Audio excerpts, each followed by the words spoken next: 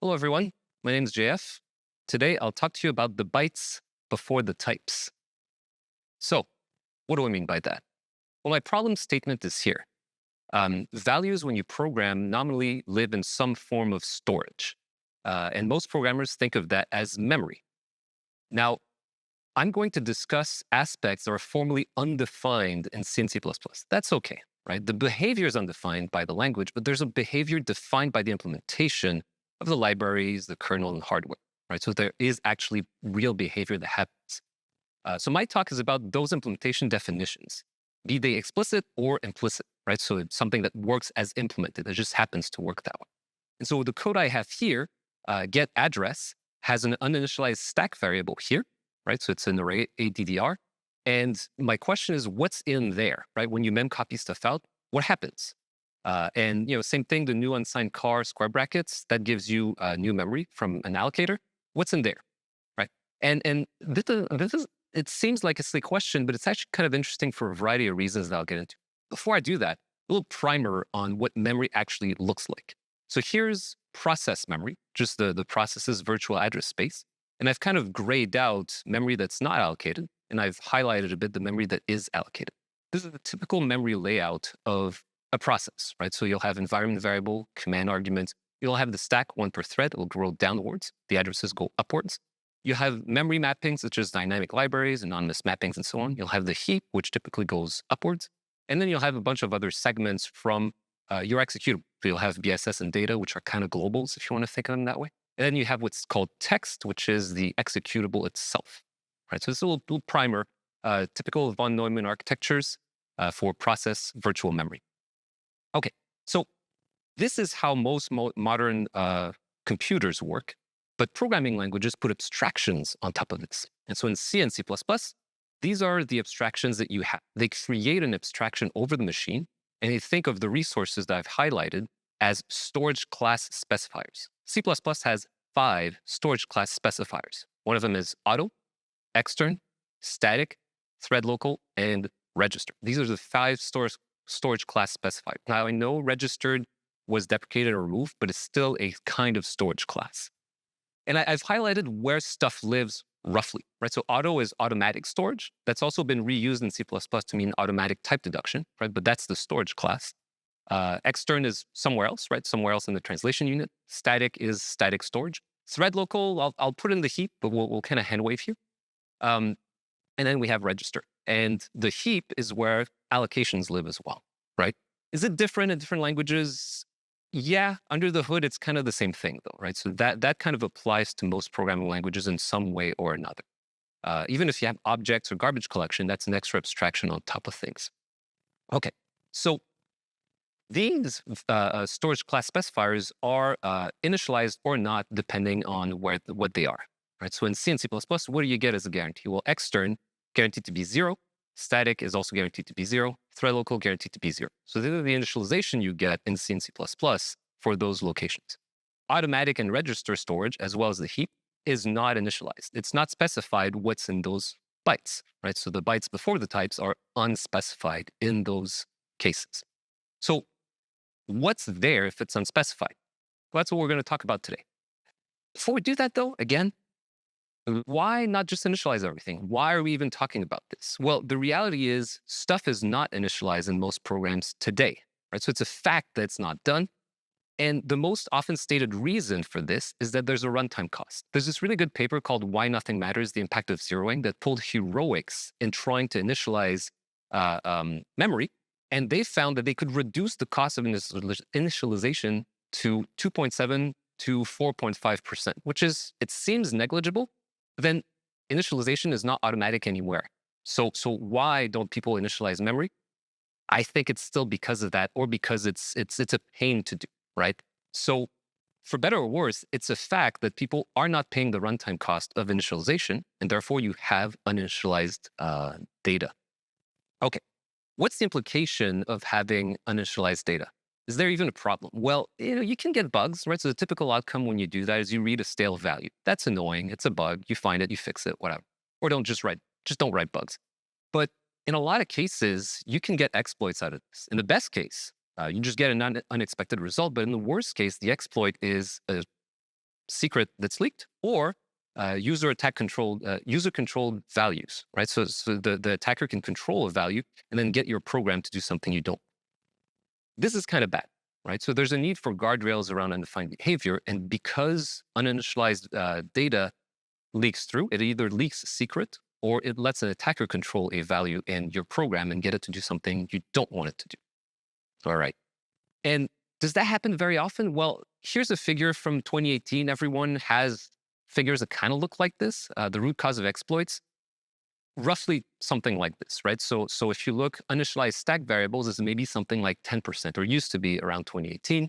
But there's a bunch of other stuff: stack corruption, heap corruption, use after free, type confusion, heap out of bound read, and other, right? So this is the source of exploits. And at a minimum, uninitialized stack variables and use after free is often caused by values being uninitialized. So it's an actual problem, right? Like if you look at the type of vulnerabilities in programming languages today, these are the things that happen. So I know a lot of comment on YouTube are going to say, just take the performance hit. But the fact is, it's not done today. So I'll dig into why that is and what actually is going on there. I'm going to dig into those details, what's in those bytes, and maybe help change things a little bit. Okay, so if there's no guarantee in the language, implementations still do provide concrete behavior. So today, I'm going to dig into that. What actually happens in the bytes before types are created? So let's give it a try. Let's look at stuff. First, I'm just going to try stuff out. I'm going to write a program like this, main, just create a character array called garbage with 128 bytes into it. I'm not initializing it. I'm going through the whole array and printing it to the screen, right? And with a hex print, 2 decimals in there. So let's try it first without optimizations. What does that look like? And again, not scientific. We're just trying stuff out here. What does it print out? Something like this. Now, this is on the stack. It's at 0. Prints a bunch of zeros, a bunch of Fs, right? So a bunch of 1 bits and then other values in there. Doesn't look particularly intelligible, but that, if you run it, it'll give you different results. That's what I got when I ran it. All right, let's try it 02, optimize stuff. Also interesting, I guess. Like it kind of looks the same, honestly. Different results, different runs, whatever, but it prints stuff. Let's try to print characters instead of hex values, though. What does that look like? So if I replace the format specifier to %c, which is a character, I get something like this. That's interesting. I can read some stuff here, right? There's gunk, some actual text, pool, which is exception handling pool. It's not Canadian saying A. And then there's glibc. Actually, it's glib C++. So it's the C++ runtime library. Okay, so there's stuff there. So that probably came from initialization of the program, right? So before main, there's code that runs and that initializes stuff, left stuff on the stack, and then this car array just still had those values in there, and that's what I printed out. Okay, that's kind of interesting. I'm monkeying around and doing stuff, and that's what I got out of it. All right, well, that's the stack. So what about the heap? Let's try this out. So we're going to experiment here. Slightly bigger program. We're going to put stuff on the heap and see what happens. So I'm going to have a struct that has same thing, 128 bits of garbage. And then I'm going to have a loop that just tries 2048 times, creates garbage, and then just links it, right? So I'm going to say, well, allocate some stuff on the heap. And then if there's, print it out. And if it printed out something, just like, stop. If it didn't print out something, just keep going a bunch of times. So I'm just going to try to find memory on the heap that has content. All right, interesting. Let's give it a go. What happens when I do that? Well, okay, it's a bunch of zeros. And what is that? That is a ton of zeros. Whoa, okay. Well, that didn't do anything. It's exciting. It printed a bunch of zeros, but didn't really do much. That's disappointing. Okay. Well, let's try something else here. Instead of just leaking memory, let's try to reuse it, right? And then print random values into it, right? So I'm going to use proper C++ random number generator, really beautiful code, and I'm going to allocate garbage and then free it later. But in the meantime, I'm going to put values into it, random values, right? And then I'm going to print it. Same thing, I'm going to try 2048 times. If it prints a non-zero value at some point, it'll stop printing. All right. Do I have to get out of the screen this time? Well, let's look at what it does. All right, so the first allocation is a bunch of zeros. Oh, and then it prints something, right? That's exciting, and it's totally random. And wait a minute. no, that's not random, right? There's a bunch of Fs, right? So there's zeros that got printed and then a bunch of Fs. I put random things in there, leaked it, and then like allocated it again, and it didn't give me a bunch of random things. So something's not working so well, right? So again, just monkeying around, but that's a bit of a disappointing result here. All right. Well, instead of doing randoms, let's put something I know. I'm going to put a bunch of A's in there, right? So I'm just going to fill this garbage thing with a bunch of A's at the beginning, and then I'm going to allocate it, print stuff, and free it later and see what happens, right? So we'll see. I'll just, again, like a loop, try a bunch of times and see what happens. And ideally, I hope the A's get there because I don't know what the random values were. Let's see what happens here. All right, so the first one is a bunch of zeros and then the printed stuff in zeros at 0. Well, that's weird. Where's my A's? Where'd they go? Let's try it. That was at 0. Okay. Well, okay. That's at 02. And my A's are there, right? The 41 hex, that's A's. Cool. So it printed it, but there's something that I noticed here, right? So the first one is a bunch of zeros. Second one has my A's, but in the middle, there's stuff. At the start of my big buffer that I printed, it put this stuff. There's like, 44 bytes of stuff that I didn't put there. That's not mine, I swear. So what's going on? Okay, so I was messing with stuff unscientifically, try to figure stuff out, but I don't understand right now what's going on. So let's dig into stuff instead of monkeying around.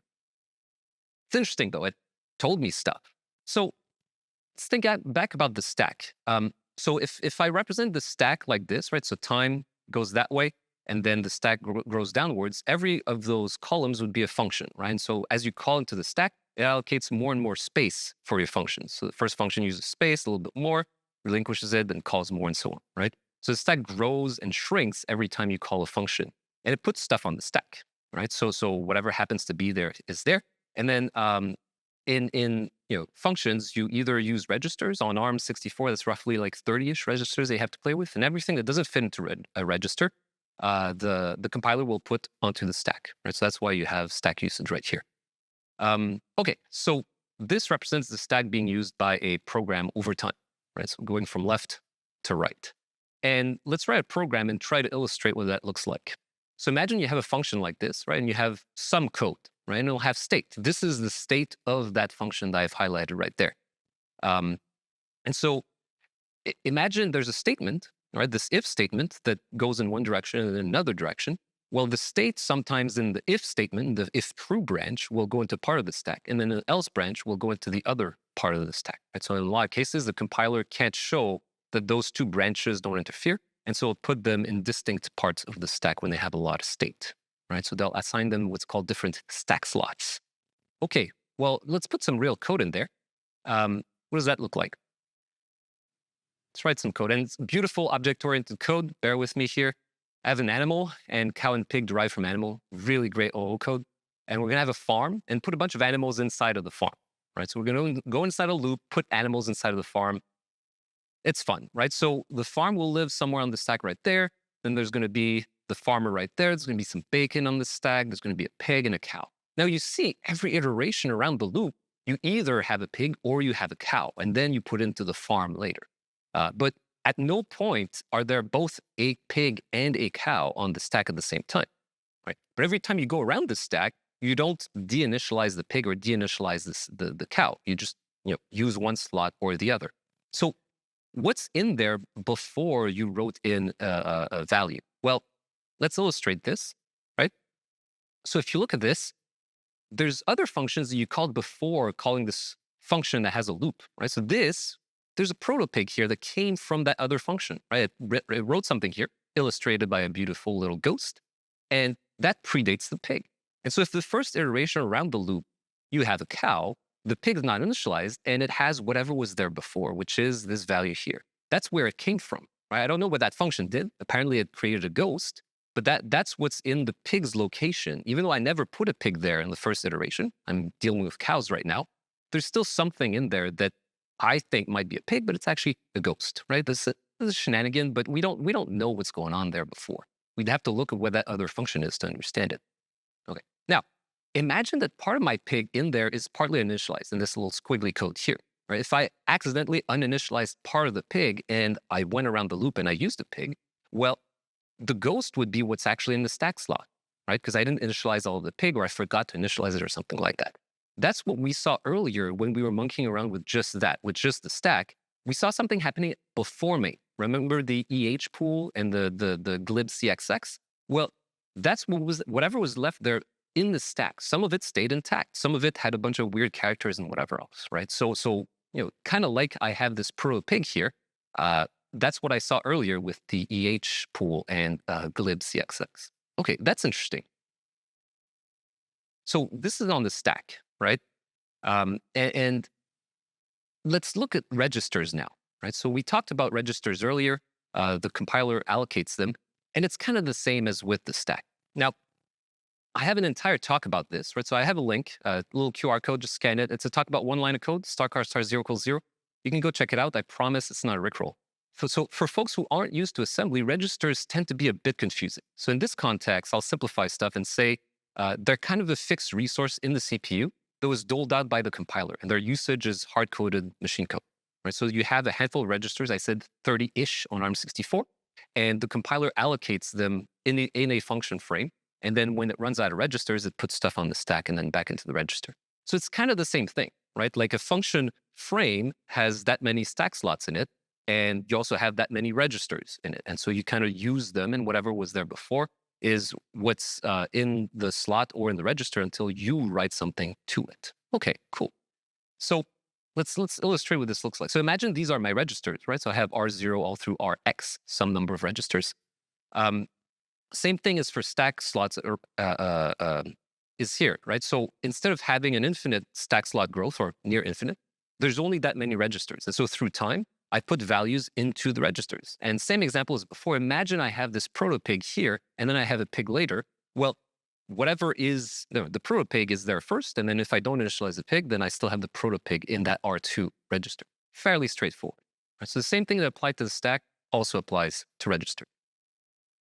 Okay, and let's make this a bit more formal. Like if I look at the ARM architecture reference manual for ARM64, this is the formal definition of the registers, because it's not just you have registers and whatever happens. There's a calling convention that applies to how registers are used. The compiler usually follows this unless it can prove it doesn't need to follow it.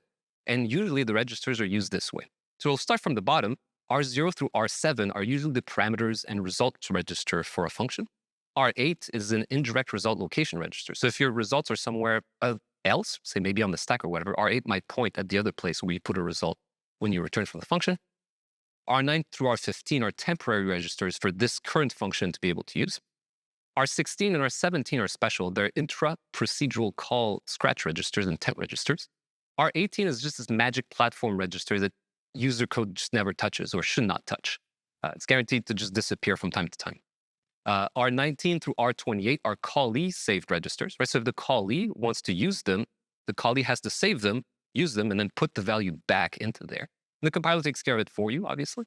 And then there's special registers. There's the frame pointer and the link register that live in 29 and the 30. And then 31 is the stack pointer, or in a lot of cases also R0. It's a bit weird in ARM64, but whatever.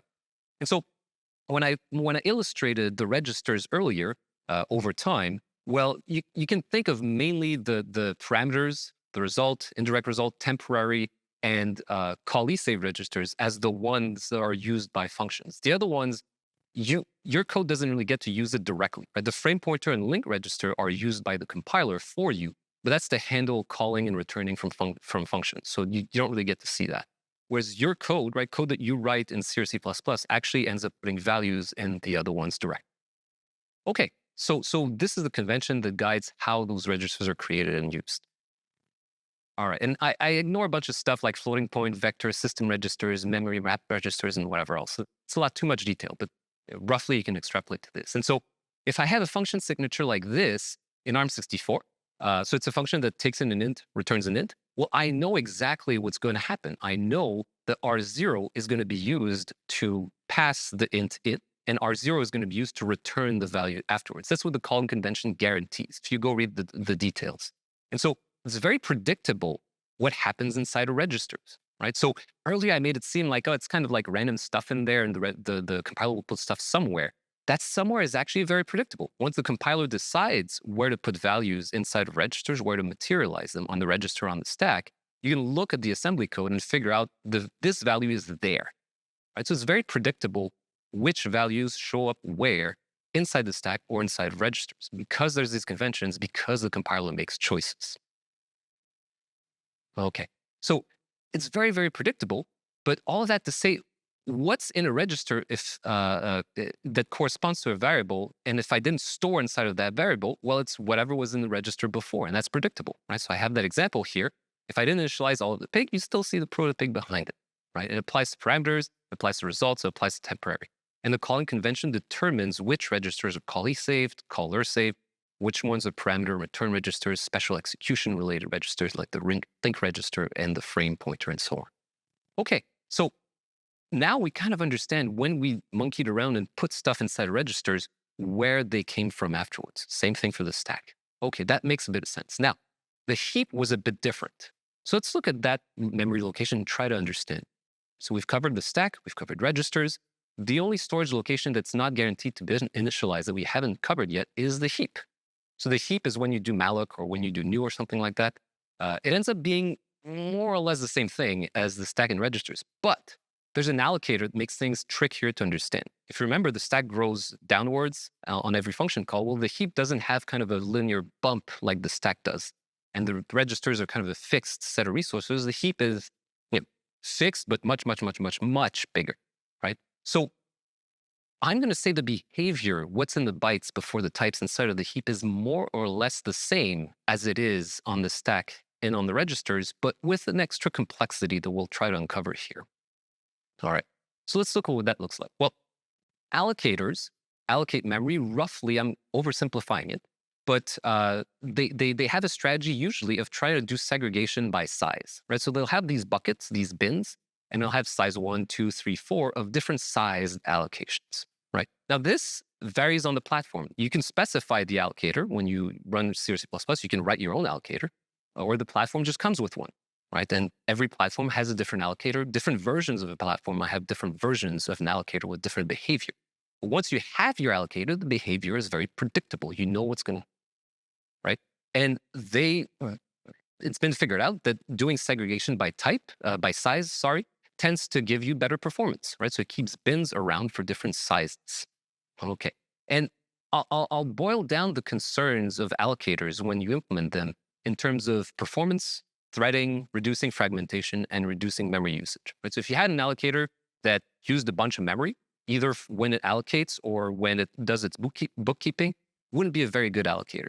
Same thing if it fragments the memory, right? As you allocate and free, if it just like leaves a bunch of memory lying around and doesn't reuse it, not a very, very good allocator either. If it can't do threading, well, multi-threading applications can't use the allocator, kind of a problem. If it has performance issues when you do threading, so it has a giant lock, not a great allocator. And obviously performance is really important for an allocator. We saw earlier the numbers, 2.7 to 4.5% overhead. That's with heroics and trying to reduce the overhead. But allocators can represent a significant overhead if you don't tune them very well. So these are the concerns that people have when they implement an allocator or when they choose one. So what we saw earlier when we were monkeying around with the heap was my allocations were of the same size, right? Every allocation I did was the same size. And I did a new followed by a delete. And so I just received the same memory location. The allocator went in and said, oh, like I have a bucket for this.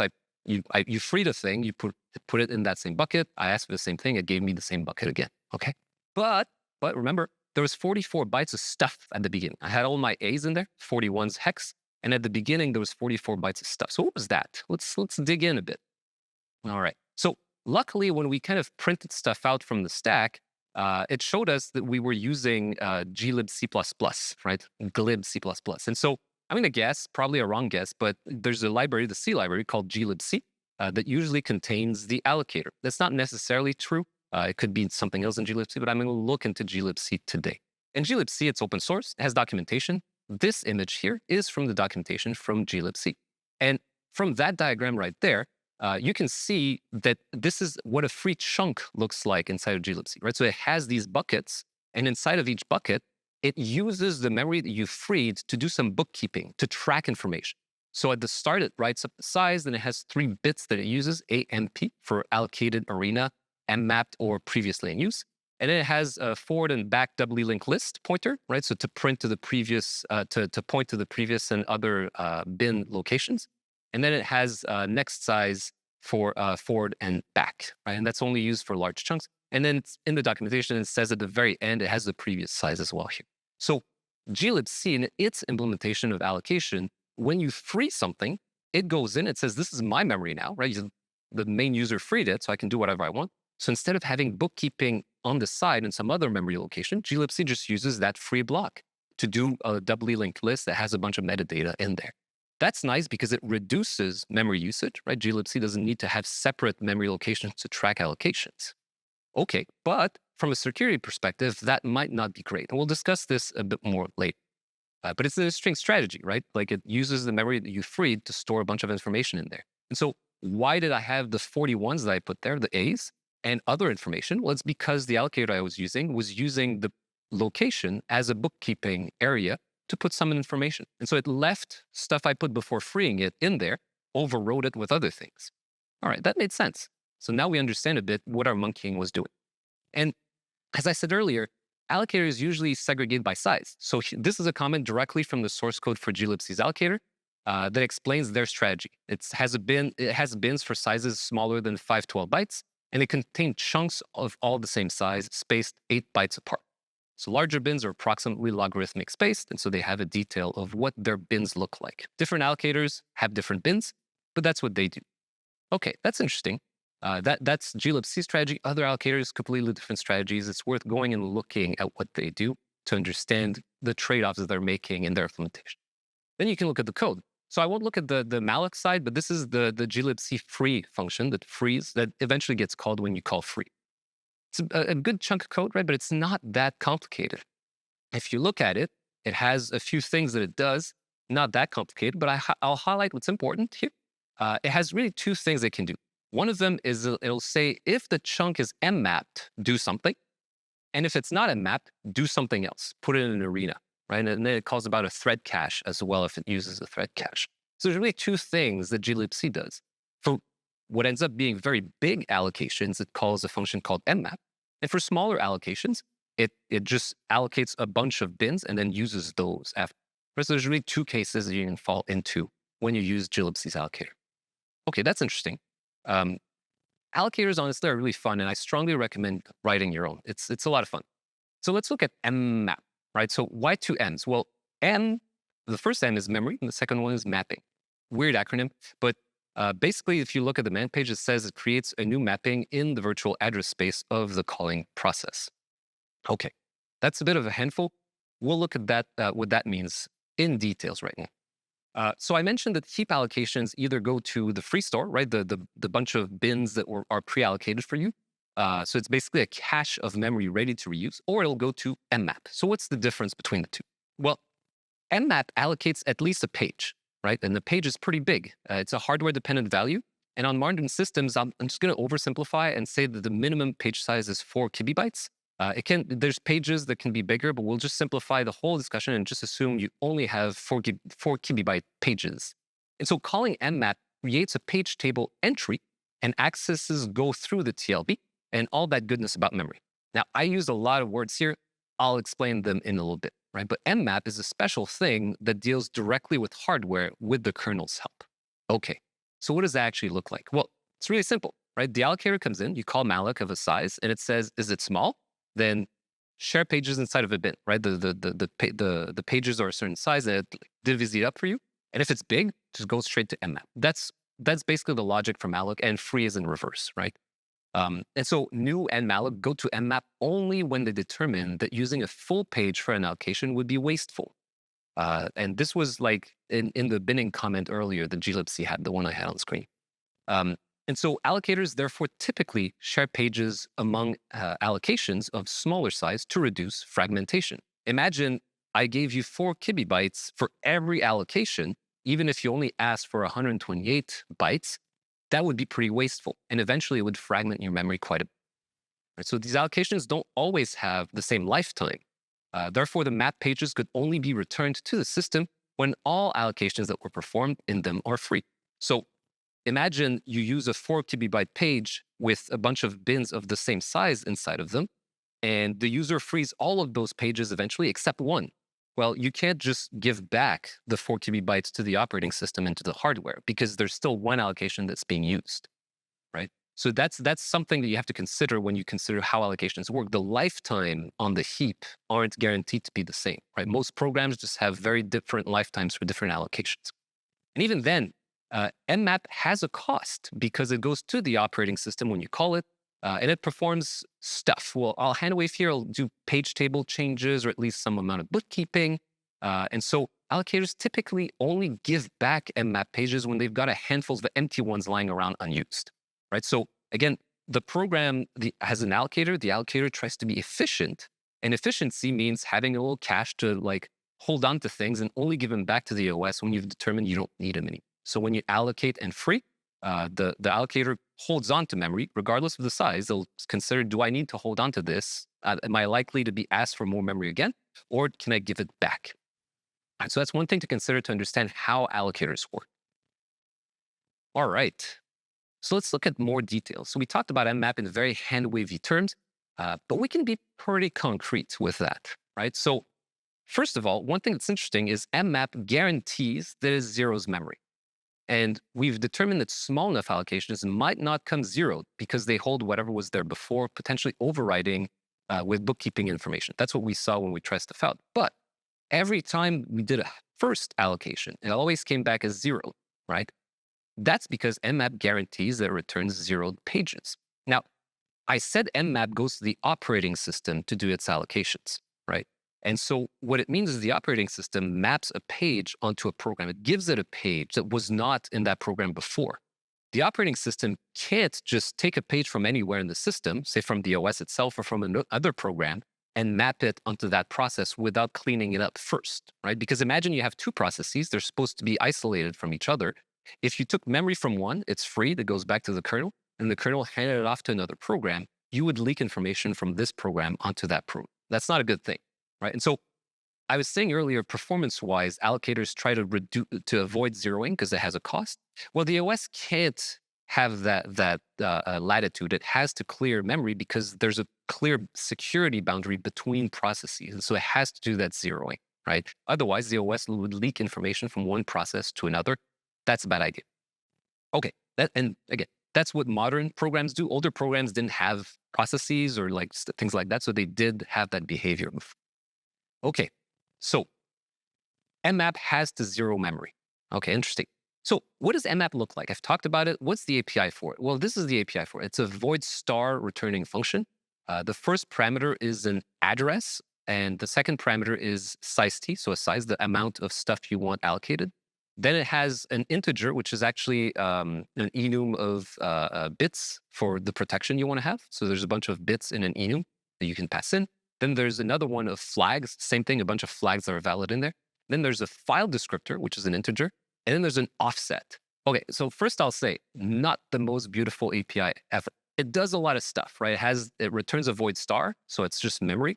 It takes an address, so a void star or a length. It's kind of weird. Then you give it a length. It has these weird protection bits, these weird flag bits, some file descriptors, some offset. It does everything, right? It can do a lot of stuff for you, and it's really solid. So Mmap is our function to handle memory mix. Let's look at what it looks like. Well, when I try to call it, right, to just allocate stuff into my process, this is typically what you would do. First, you'd figure out what the page size is, right? So there's a sysconf that you can ask the page size for. It'll tell you 4 KB or something like that. And then you'll call mmap, cast the result to a char star. If we're doing C++, right, if we want to have bytes, you just cast the char star. And then the first parameter, the address, you're going to pass a null to it. So there's a bunch of stuff that you can do with mmap. We're not going to try to do these things. What we're trying to do is to just say, give me memory, right? And when you say, give me memory, you'll use map private and map anonymous, and you'll say, I want to be able to read and write to those pages. If you wanted to just be able to read, you would say, prot read only and not prot write. That would be weird for a new memory location you're trying to use, right? So malloc and new always ask for read and write permissions as well as private and anonymous. That's usually what you do here. And then size-wise, I ask for 4 pages, right? Whatever.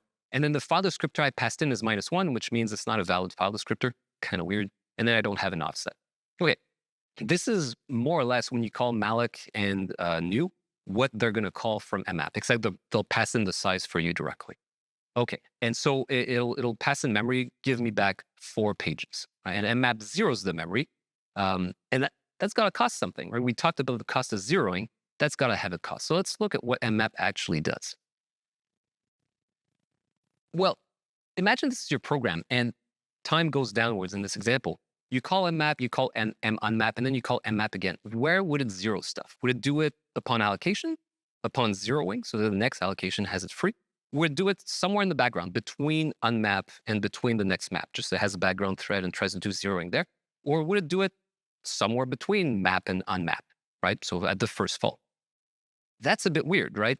You asked for memory, and naively you'd expect, well, it's been allocated, so it's got to have been zeroed. Well, there's an interesting thing here about faults, and they all have advantages, disadvantages.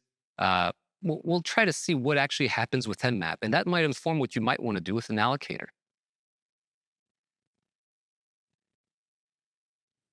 All right, so where should we do that? Well, I won't go into details, but when I talked about faults, right, you might want to go see my talk again. Like I swear it's not a Rickroll, right? But I have another talk that talks about faulting and things like that.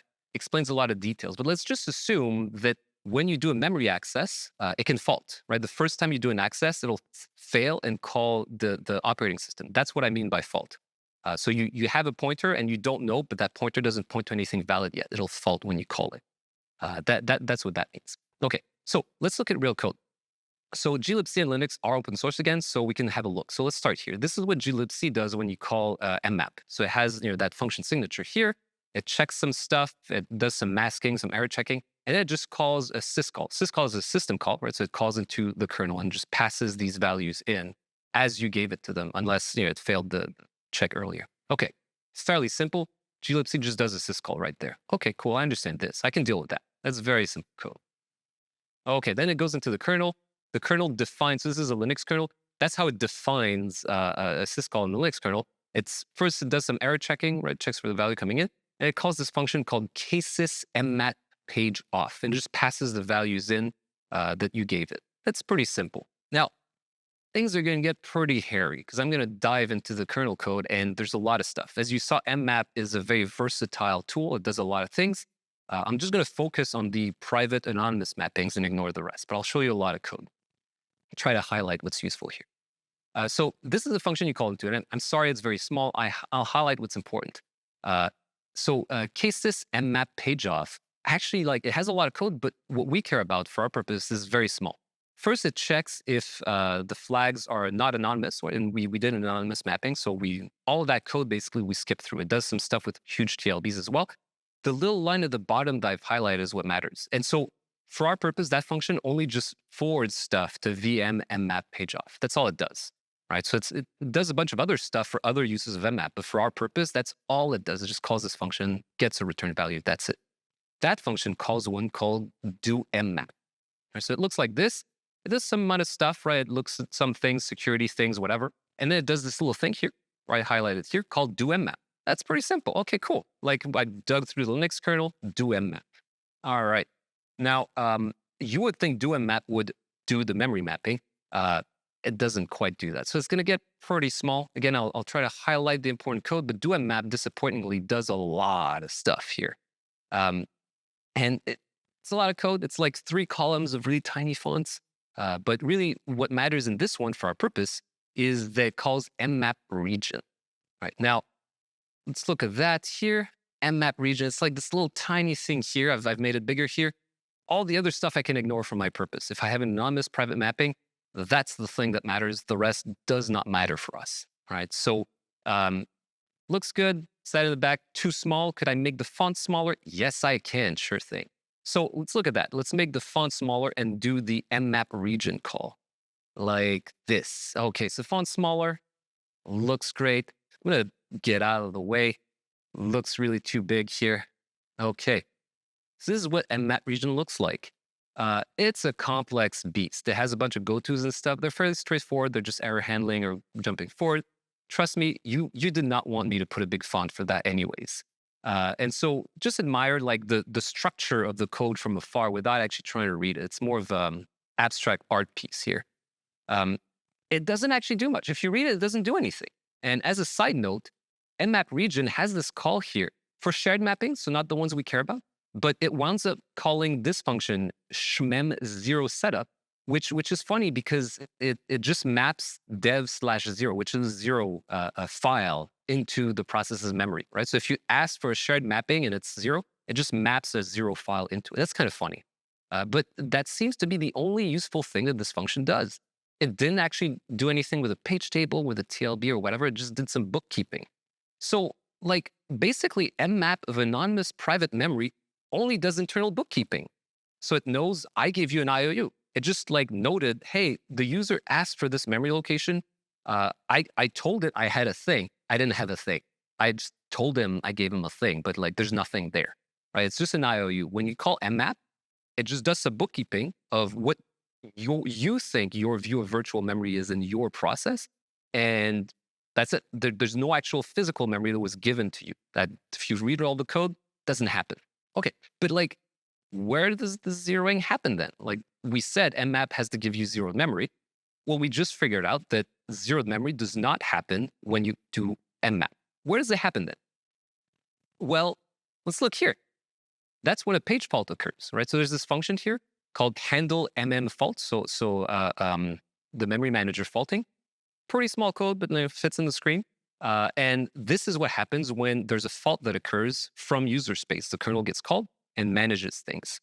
So this calls handle fault. And that's like right there. It's, pretty simple.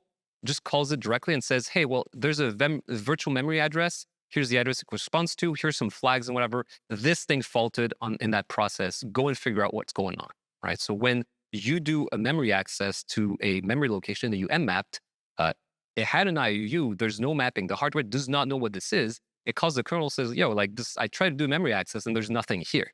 And the kernel goes in and says, oh, let me handle the fault here. And so what does it do? It's going to look at stuff. Okay, so it calls this handle fault. This function, again, really tiny function. Like this Linux thing is really like a lot of code, huh? And if you squint and you look, it calls this other function here, handle PTE fault. Really tiny thing, just right there. The rest of the stuff you don't really care about. PTE being page table entry. Are we doing way too much code again?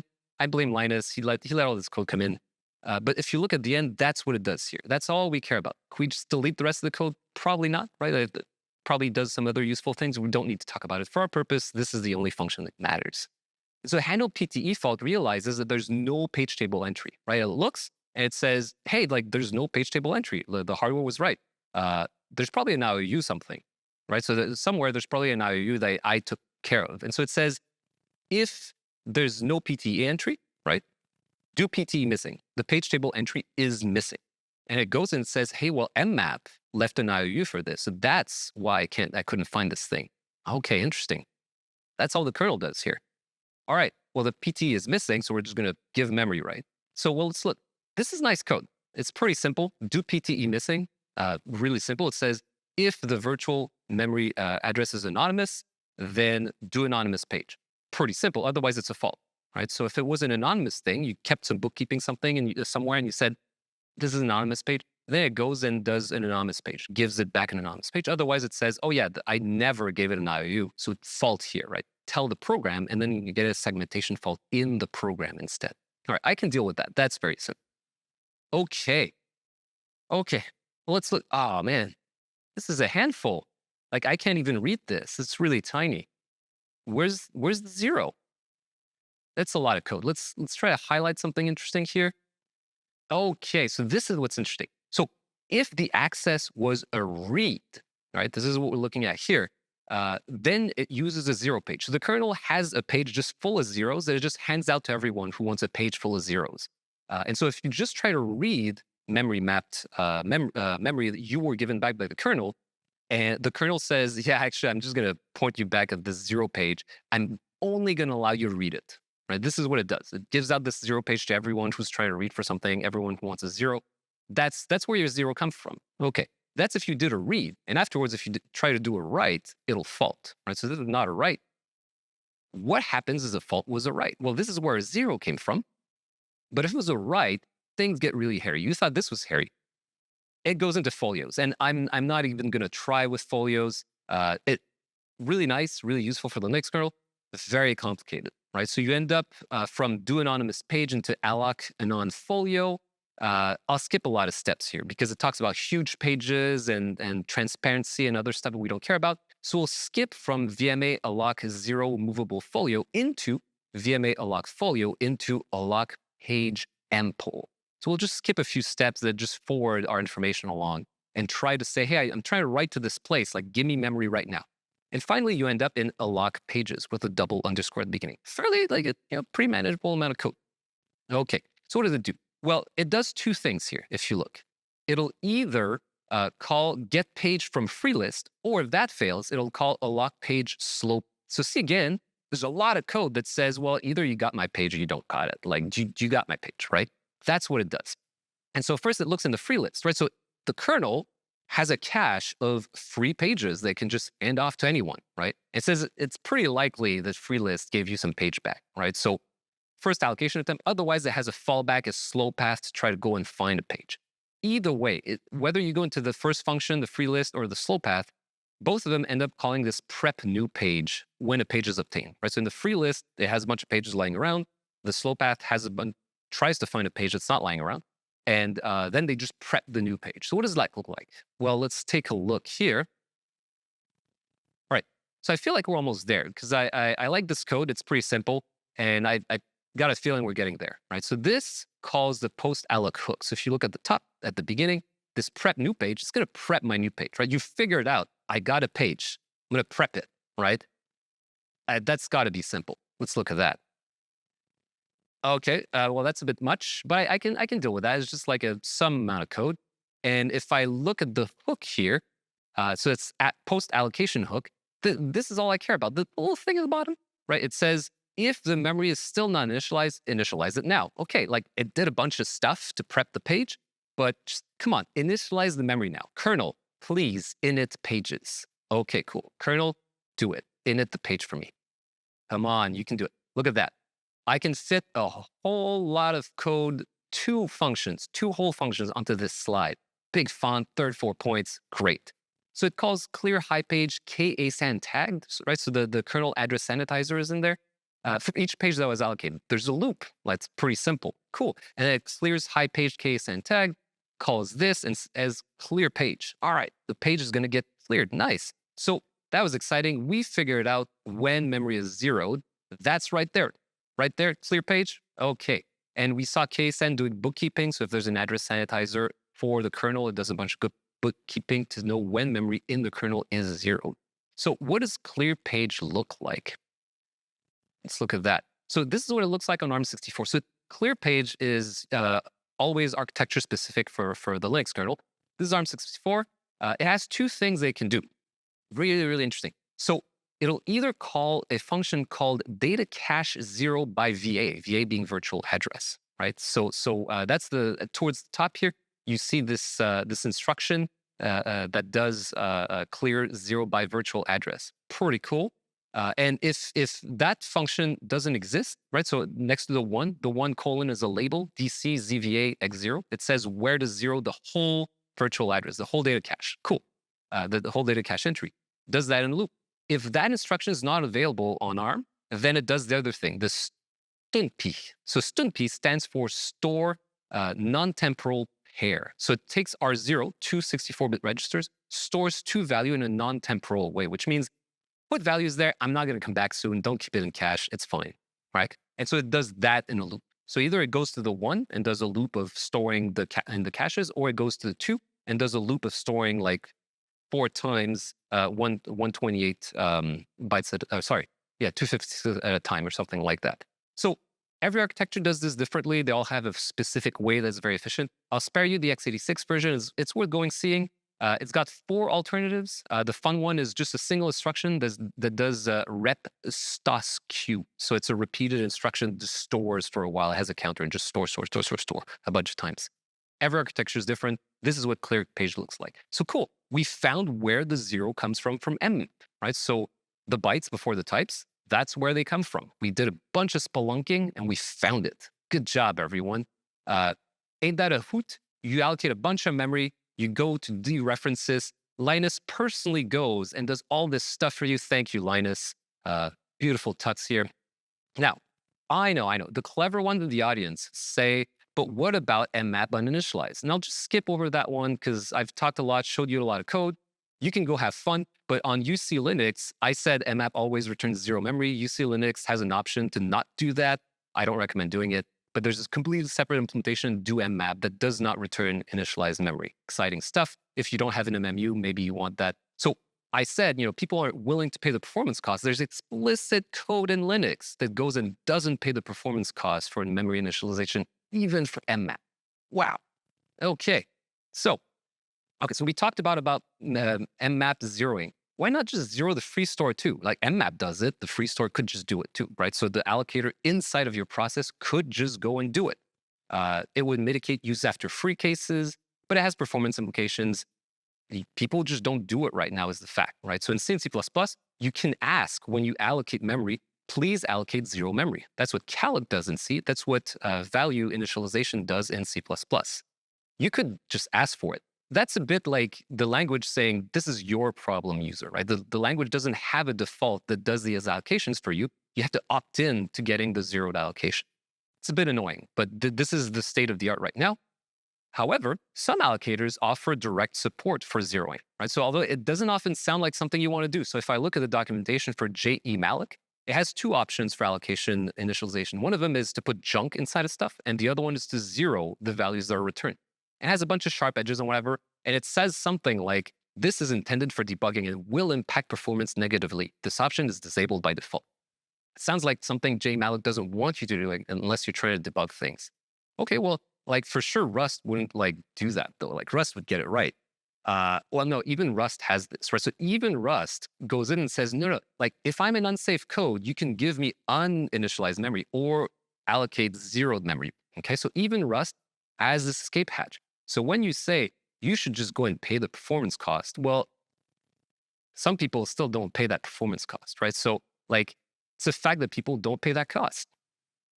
All right. Well, why even have a free store though, right? Mmap does all the zeroing for you. Maybe we could just do without a free store. Well, I said, you got to call into the kernel and stuff. Mmap has a cost. And then if every allocation you did went to Mmap, you'd allocate huge pages for stuff, right? So it would lead to more memory usage, but it would avoid some out of bounds and use after free problem. So imagine I ask for 128 bytes and I get a 4 kilobyte page. Well, if I go out of bounds, I'm just going to trap at the end of the page, right? Because presumably after that page is something that's not mapped. Use after free would be less likely because I would just return the page to the kernel and when I'm doing it free. And so maybe it's a good idea to use Mmap for everything, particularly if you use red zones and canaries and stuff like that. So similar to what ASAN and Valgrind can do for you. So we've reached a point now where we have a decent idea of how all memory locations values can be understood. So should we relax? Should we do something else? Well, I have a few things more for you here. So folks sometimes naively think I could use this unpredictable memory as a random number generator, right? You think the bytes before the types are completely random. This could be a random number generator. I hope that at this point through the talk, you realize that the value in there is not random at all, right? If anything, there'll be program values or pointers into the heap, the stack, where the program was loaded, something like that. And of course, those aren't completely predictable, right? So you might have an allocator that has multiple threads, and so it might be handed off different things, but it has local caches, whatever. But how they work is really knowable, right? So it's not random. And each thread stack is allocated. Heap allocations might use some randomization or be hard to predict due to thread interleaving. But really, the load address, ASLR, all this stuff, it's really predictable. It's not random. But people have tried to use these values before. So here's interesting code that was removed from FreeBSD 20 years ago. And there's been code like this in OpenSSL and other places that have been the source of problems where people assume, oh, whatever's there is junk, right? So if you look, first it tries to open dev random, which is a great way to get randomness. And if that failed, if it was not able to read from it, it says actually get the time and get some junk from the stack, XOR all these things together, get my PID, just like shove all of that together. And then that's random, right? This is the random number you get. That's how you see the random number generated. That was removed 20 years ago. People realized it was a bad idea. So folks, don't use the stack as a source of randomness. It's just not. Okay, so you're thinking, could I use this? Well, it's a really good thought though, because that's what hackers think as well. And it turns out they can use it. So I've shown you these things and you're thinking, well, hacker surely can't be using this, but they can. And let's look at what that looks like. So this is an example from a real info leak. There was a CVE associated to it. What can this leak? Well, address space layout randomization information can be leaked or anything else in the process. And so this is not an exploit in and of itself, but it's a vulnerability that leaks information that can be used to then create an exploit, right? So if we said like, oh, you randomize the places where allocations are, or where things get mapped to whatever else, this can leak the bits that then allows an attacker to say, oh, well, the values I'm looking for over there, because they got leaked through this information. How does that work? Well, first it checks, it creates ADDR on the stack, which with a matchable length. And then it does get hardware address, but get hardware address doesn't fill the whole buffer, right? That's just a whole max address length. And then it returns that, it copies it out. So that leaks information from the kernel in this case to the user space. And so that leaks bits the kernel contains into user space. That's just a bad idea. How was that fixed? Well, there's a patch that had a bunch of places where this problem occurred. And the fix was just a mem set before get hardware address is called in a bunch of places. Right? So that's just an information leak. It's a tool to get an exploit. It's not that bad, but let's look at what a real exploit looks like. So this is an example from a real attacker-controlled value vulnerability. So in this case here, there's a queue, right? And it has a struct pointer, star backlog, that contains a function inside of it, a function pointer. And in this specific code example, what happens is the engine state is usually idle. So the people who wrote this code never really ran into a problem where the engine state was not idle. And so this code usually would initialize backlog by doing get backlog. If engine state is not idle, then the value of backlog is whatever was in the stack before. And this was an actual exploit, right? So what you do is you're calling backlog arrow complete, right? So the struct backlog contains a function called complete. That function is an initialized pointer to somewhere. So that would allow an attacker to put a function pointer inside of that location, right? Just leave stuff on the stack before, put a function pointer, and then it'll just call it, right? That's a bad idea. Right? The attacker can control the value of backlog by making a previous function call and ensuring the same slot gets reused. Oops, that's an exploit. Okay.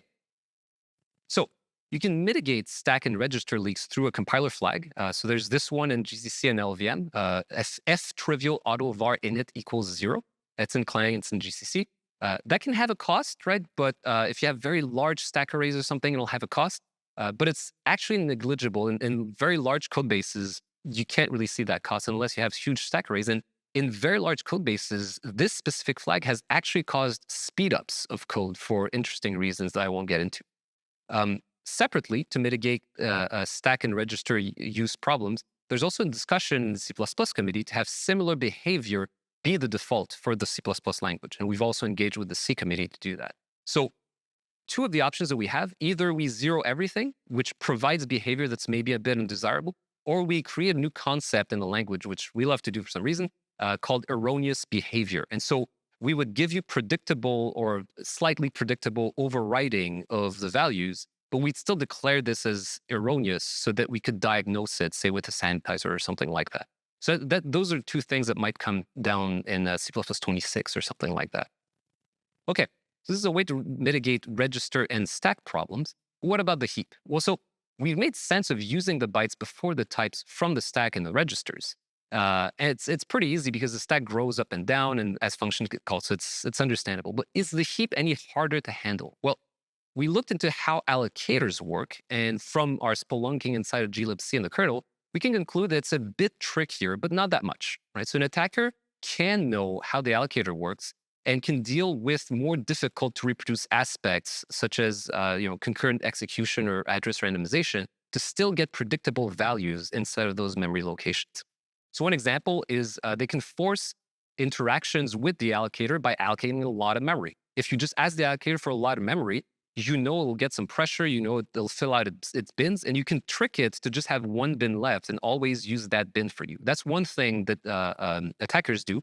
It's usually called heap spray, to put pressure on the allocator and fill memory with the desired value. So you can heap spray a bunch of values, and you're forcing it to just have that value. And so even if the bins are randomized, you've put that same value everywhere. You've heap sprayed into getting the allocator to just use that value anyways. It increases the likelihood of an attacker desirable value being reused. Another approach is called heap feng shui, where the attacker creates allocations of particular size to get the allocator to precisely behave as the attacker would like. So besides the different allocation patterns than for the stack, the information leak or attacker-controlled values are the same in the heap as they were on the stack, right? So attackers know how to groom the heap into giving predictable attacker-controlled values. That's something that they do. Can you do something about this? Well, usually this ends up manifesting as a use after free, right? For the heap, you need to consider use after free. So just zeroing upon freeing or upon allocation does not remove use after free. And so if you're trying to create an allocator that reduces problems, zeroing does reduce problems, does reduce the attack surface, but it doesn't remove it, right? Like if you remember the pie chart that I had, use after free is a big chunk of the problems you have. And just zeroing or freeing upon malloc or upon free does not remove use after free fully. It just makes it a bit harder to use, right? So as mentioned earlier, another consideration on the heap is when the allocation stores meta information of the free blocks. That's something that maybe you don't want to do. If your allocator stores stuff inside free blocks, that's very predictable to an attacker. So if you want to have an allocator that's hardened, you would move those bits outside of the free blocks. Because otherwise, these information are highly predictable. They're often usable by an attacker. And segregating meta information is a way to remove that issue. But then you need to write your own allocator or find an allocator that does that for you. So what does that look like? Well, before we do that, a lot of folks will say, hey, like higher level languages have a GC, or like, you can do a borrow checker. That's a good solution, right? So if you don't mind the performance cost of a garbage collector, or if you want to rewrite code in another language to use something like a borrow checker, this will help reduce all of the problems. Everything I've said so far, really, really mitigated by GCs and borrow checkers. Although they still leave some of those types of exploits open. So it doesn't fix every issue, but a higher level language is a good tool so that the bytes before the types are completely meaningless.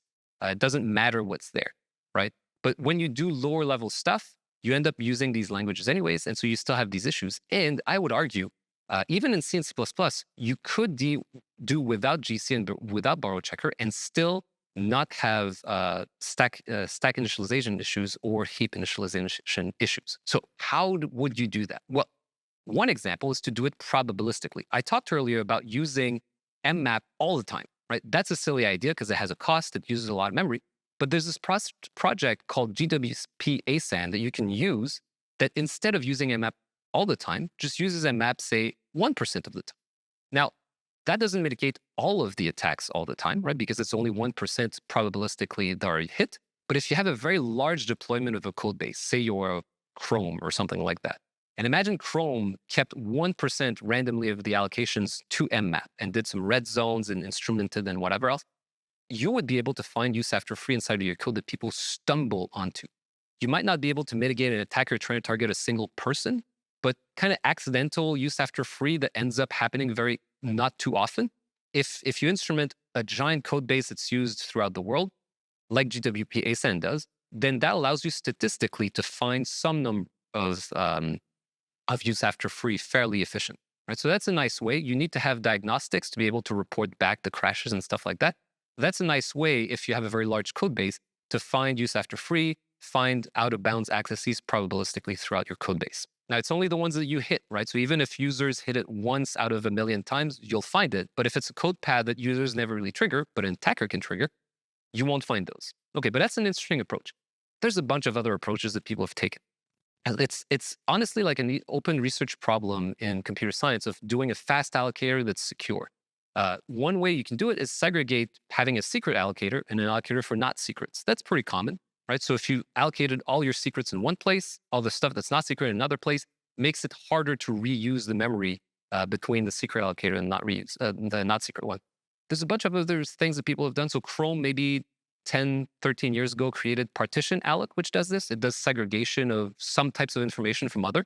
And so it means that even if you have a use after free, it really segregates type of information and prevents really valuable information from being accessible to more attacker controllable information. That's one thing.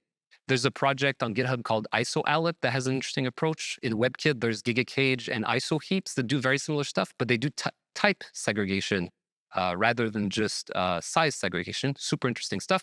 There's a great, really long blog post from the Apple security team and the kernel team on XNU memory safety. So the XNU kernel itself has memory safety features. Really interesting stuff.